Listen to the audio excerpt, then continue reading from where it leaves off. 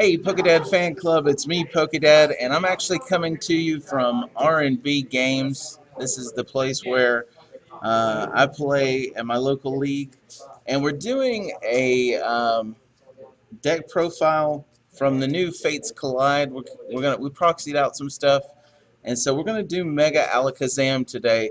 And this deck is actually by my good friend Caleb Rice.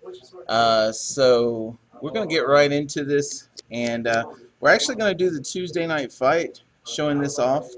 So you'll see that on Tuesday. Um, so anyway, without further ado, let's get started. So we're going to start off with 4 Alakazam EX. Alakazam is a psychic type that only has 160 HP. That's one of the downsides of it, but he's got a really cool ability. His ability is that whenever he evolves into the Mega, you then place 2 damage counters on the active Pokemon and 3 damage counters on whichever bench Pokemon you want. So the idea here is it's kind of like the combination of Wobbuffet, which we'll talk about in just a minute, with the Mega Alakazam, and bats. So those of you that like to play Wobbabats will actually really love this deck because you get the best of both worlds from one card. Alright, he also has an attack called Suppression. Now it takes a Psychic and a colorless energy, and then whenever you use that attack, any of your opponent's Pokemon that have energy attached to them get 3 damage counters.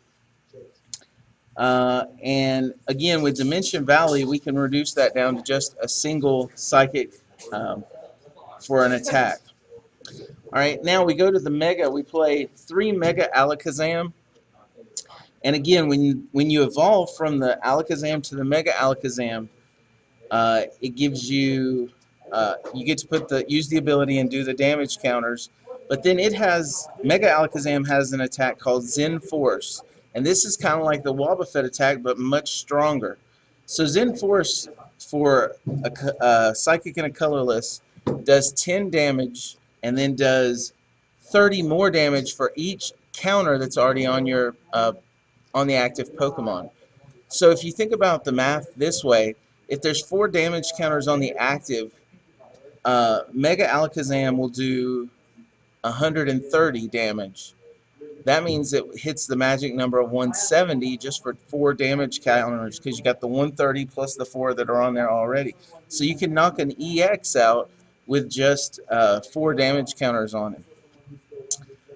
If you have 5 damage counters, you would then hit for 160 plus the 5, which would be 210. So now you're knocking out Mega Manectric and Mega Gardevoir, those that are in the 210 range. And then obviously if you have more than 5 damage counters, you could knock out Wailords and other things like that. So that's what we have for the Mega Alakazam line. Alright, moving right along, we're going to go right into the bats, because we also play bats with this. We play a 3-3-2 line of bats. And if you aren't familiar with bats, these are just going to add more damage counters to the attack. So Zubat, when it evolves into Golbat, you get to place 2 damage counters on any of your Pokemon's, any of your opponent's Pokemon.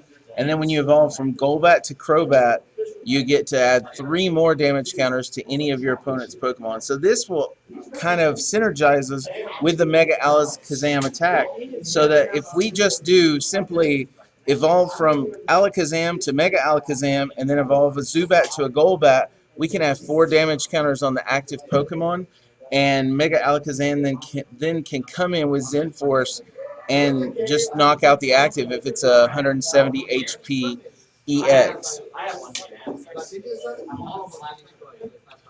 Alright, we do play a couple support Pokemon. The first one is we actually play 1 Hoopa EX. This is to help us get the Alakazams out very, very quickly. We want to try to get, if at all possible, we'd like to try to get all 4 of them out. But if we can get 2 or 3, or even all 4, then that allows us to evolve more of them from Mega to Mega Alakazam, and we can then therefore keep adding more damage counters. Along with that, We got 2 Shaman EX for setup, the ability setup. And again, this attack is just used to help us draw through our deck a little bit faster. Because we're playing bats, we're going to be a little bit less consistent than other decks, and so Shaman can help us kind of get through that a little bit easier. Alright, so that is all that we have for the Pokemon lineup.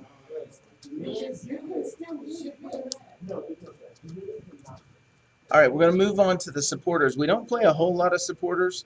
We play 3 Professor Sycamore. Typically, you know, I like to play 4, but I'll explain why we're only playing 3 in just a minute. Sycamore, if you don't know, discard your hand and draw 7. So that just allows us to get through our deck even faster. We play 2 Ns. N is going to actually come back into the format. He's being reprinted in Fates Collide, and so it will actually be a standard card once again. And so, and no, these are not real full arts. They are just proxies. But for those of you that are going to ask, but N, shuffle your hand into your deck, and then draw. You and your opponent both do that, and then draw the number of prize cards that are left. So N can be real good at the beginning of the game to just allow us to get 6 new cards, see 6 new cards. But at the end game, if our opponent gets ahead, we can end them down to just 1 or 2 cards and potentially mount a comeback. So I know some people are actually disappointed to see N again, but it does add more strategy to the game, so it's a pretty welcome addition. We play 2 Lysanders. I think this is key in this deck because we're putting damage counters on a lot of different places, and so it makes sense for us to be able to bring up the one that has the most damage counters on it so that we can use Mega Alakazam's attack Zen Force to finish them off. So two Lysanders. And then we play 1 AZ, and this is mainly to help us recycle bats. We don't really necessarily want to recycle the Alakazams with AZ because then we lose the Spirit Link. But with the bats, we can use the AZ to keep recycling them and respamming them. And then also this could be used to pick up a Shaman EX or even the Hoopa potentially. And we could use the Hoopa to grab all of the Alakazams and then pick the Hoopa up and play it again and then grab all the Mega Alakazams. So it could help us get those out real quick using AZ. And that is all we have for our supporter line. It's kind of a small supporter line, but we play a lot of item cards in this deck. So we'll get right into that. Now, obviously, we're using Tyranitar Spirit Links because we don't have the Alakazam ones yet. But we play 3 Spirit Links. They'd be the Alakazam Spirit Links. We play 3 Devolution Spray. Now, Devolution Spray is coming back into the format also. So for those of you that might be new, let's talk about what it does. It allows you to actually devolve one of your Pokemon from its last rank to its next, to the one below. So for instance, if we have a Crobat in play, we can devolve that Crobat and put it on a different Golbat. Or if we have a Mega Alakazam in play, we can devolve that Mega Alakazam and put it on a different Alakazam, giving us more damage counters. Now, of course, the Spirit Links are going to have to come in handy in this to be able to do that unless we want to end our turn. But we're playing 3 of those to help us with that. We also play 4 Super Scoop Ups. It just makes sense. We can use this on the Mega Alakazams or on the bats because when we Super Scoop up a Mega Alakazam, we can grab the Spirit Link also. And so that allows us to keep reusing and respamming Mega Alakazam too. So we get the best of both worlds. We can use it to grab bats or we can use it to grab Alakazam. All right, we're also playing 4 Trainers Mills because we are playing such a heavy item deck and trainer deck.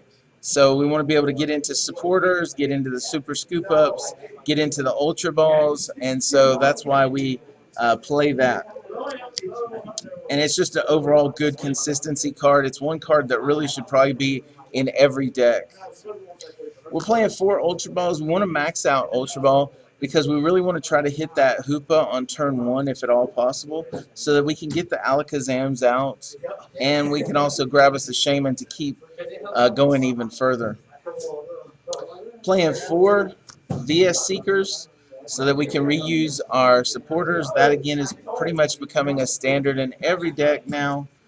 And that's all we have for our item cards. So mostly stuff to reuse our ability from Alakazam and from the bats. All right, we're gonna now. This is probably where we're a little unique from other people that are using this. We play 2 Dimension Valleys. It makes sense because we're using bats and we're using Mega Alakazam, so the bats can attack for free if we ever have to use them. But also Mega Alakazam then can only needs 1 energy to attack. So we play 2 Dimension Valleys. Now I know most people are maxing this out to 3 or 4, but we only play 2 because we're also playing 2 Sky Fields. We really thought about this, and we're still kind of in the process of testing this.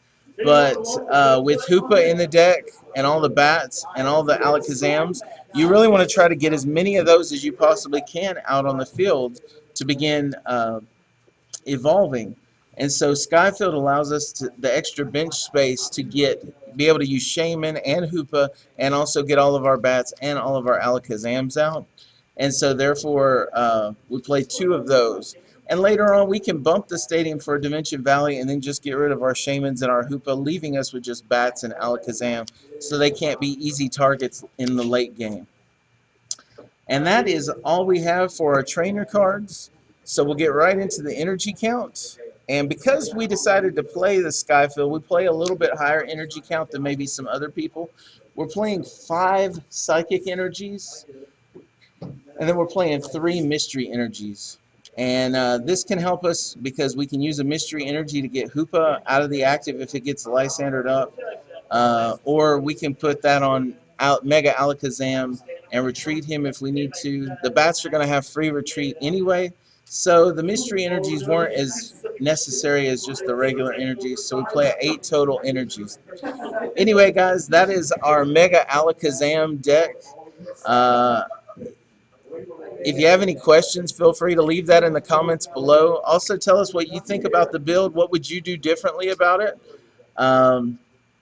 Also, hit that thumbs up button for us. We really appreciate that. We really value that, and it just takes an extra second. Also, hit the subscribe button if you're new to us. And then finally, guys, if you want to be a part of the Team Rogue Dogs team, go to the Facebook page and hit the like button for that. Anyway, guys, this is PokeDad signing off. We'll talk to you later. Bye.